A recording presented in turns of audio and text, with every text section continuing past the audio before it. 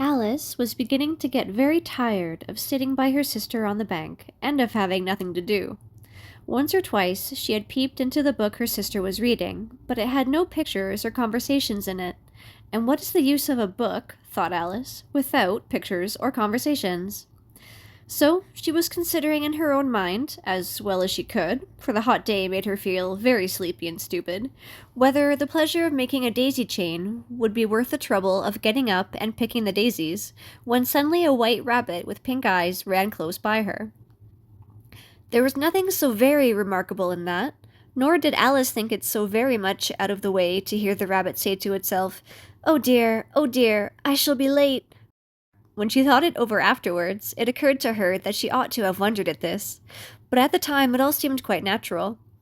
But when the rabbit actually took a watch out of its waistcoat pocket and looked at it, and then hurried on, Alice started to her feet, for it flashed across her mind that she had never before seen a rabbit with either a waistcoat pocket or a watch to take out of it, and, burning with curiosity, she ran across the field after it, and fortunately was just in time to see it pop down a large rabbit hole under the hedge.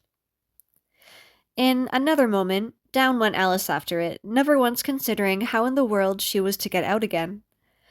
The rabbit hole went straight on like a tunnel for some way, and then dipped suddenly down, so suddenly that Alice had not a moment to think about stopping herself before she found herself falling down a very deep well.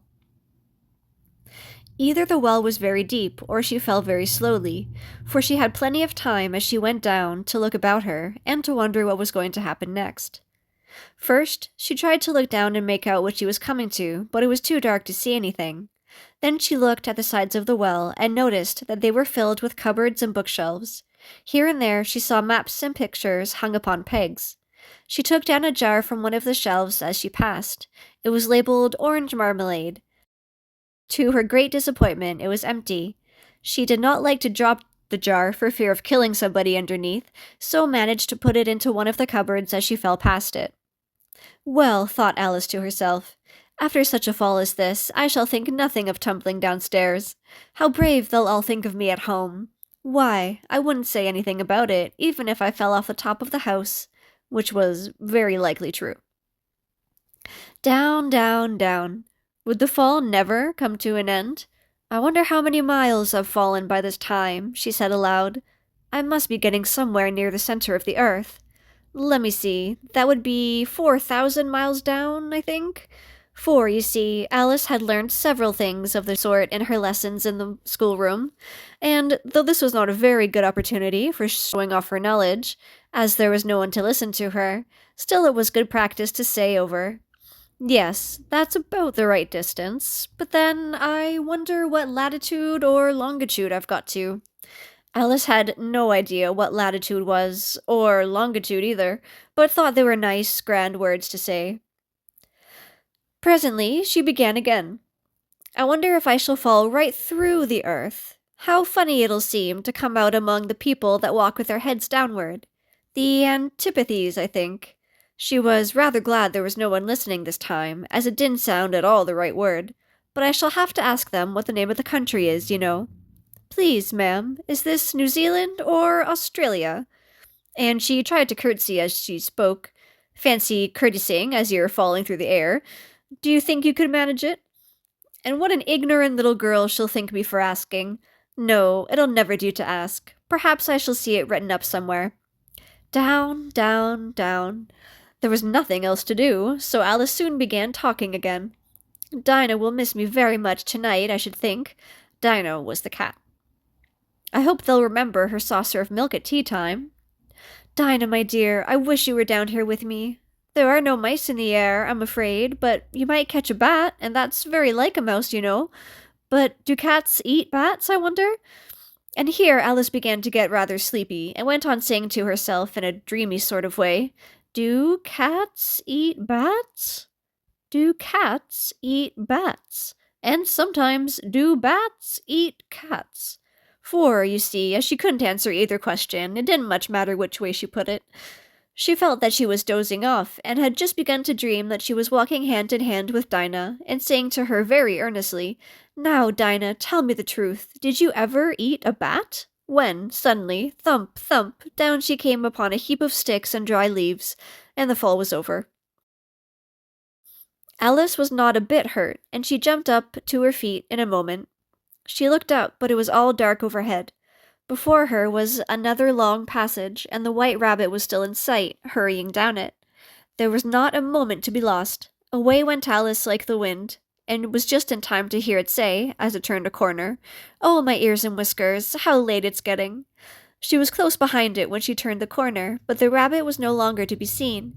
She found herself in a low, long hall, which was lit up by a row of lamps hanging from the roof.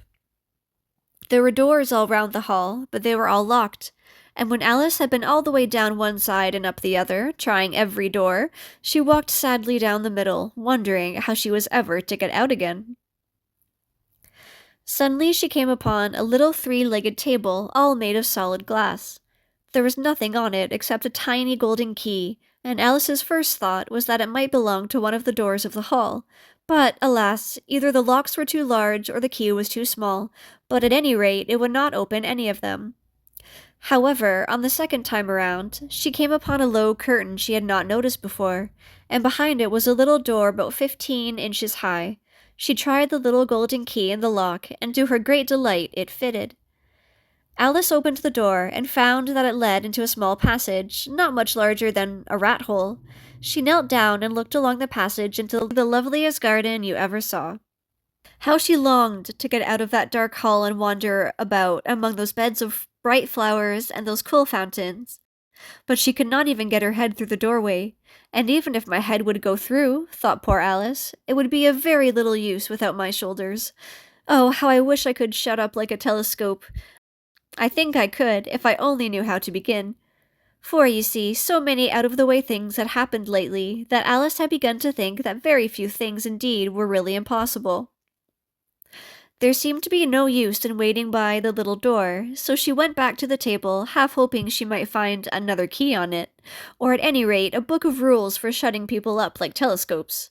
This time she found a little bottle on it, which certainly was not here before, said Alice, and round the neck of the bottle was a paper label with the words "Drink Me" beautifully printed on it in large letters. It was all very well to say "Drink me," but the wise little Alice was not going to do that in a hurry. "No, I'll look first," she said, "and see whether it's marked poison or not." For she had read several nice little histories about children who had got burnt, and eaten up by wild beasts and other unpleasant things, all because they would not remember the simple rules their friends had taught them, such as that a red-hot poker will burn you if you hold it too long, and that if you cut your finger very deeply with a knife, it usually bleeds. And she had never forgotten that, if you drink much from a bottle marked poison, it is almost certain to disagree with you sooner or later. However, this bottle was not marked poison, so Alice ventured to taste it, and finding it very nice, it had, in fact, a sort of mixed flavor of cherry tart, custard, pineapple, roast turkey, toffee, and hot buttered toast. She very soon finished it off. "What a curious feeling," said Alice. "I must be shutting up like a telescope." And so it was indeed. She was now only 10 inches high, and her face brightened up at the thought that she was now the right size for going through the little door into that lovely garden. First, however, she waited for a few minutes to see if she was going to shrink any further. She felt a little nervous about this. "For it might end, you know," said Alice to herself, "in my going out altogether like a candle. I wonder what I should be like then." And she tried to fancy what the flame of the candle is like after the candle is blown out, for she could not remember ever having seen such a thing. After a while, finding that nothing more happened, she decided on going into the garden at once. But, alas for poor Alice, when she got to the door, she found that she had forgotten the little golden key, and when she went back to the table for it, she found she could not possibly reach it. She could see it quite plainly through the glass, and she had tried her best to climb up one of the legs of the table, but it was too slippery. And when she had tired herself out with trying, the poor little thing sat down and cried. "Come, there's no use in crying like that," said Alice to herself, rather sharply. "I advise you to leave off this minute." She generally gave herself very good advice, though she very seldom followed it. And sometimes she scolded herself so severely as to bring tears into her eyes. And once she remembered trying to box her own ears for having cheated herself in a game of croquet she was playing against herself, for this curious child was very fond of pretending to be two people. But it's no use now, thought poor Alice, to pretend to be two people. Why, there's hardly enough of me left to make one respectable person. Soon her eye fell on a little glass box that was lying under the table. She opened it and found in it a very small cake on which the words "Eat me" were beautifully marked in currants. "Well, I'll eat it," said Alice, "and if it makes me grow larger, I can reach the key, and if it makes me grow smaller, I can creep under the door. So, either way, I'll get into the garden, and I don't care which happens."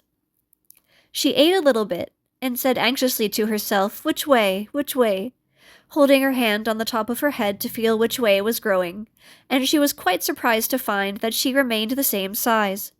To be sure, this generally happens when one eats cake, but Alice had got so much into the way of expecting nothing but out-of-the-way things to happen, that it seemed quite dull and stupid for life to go on in the common way. So she set to work, and very soon finished off the cake.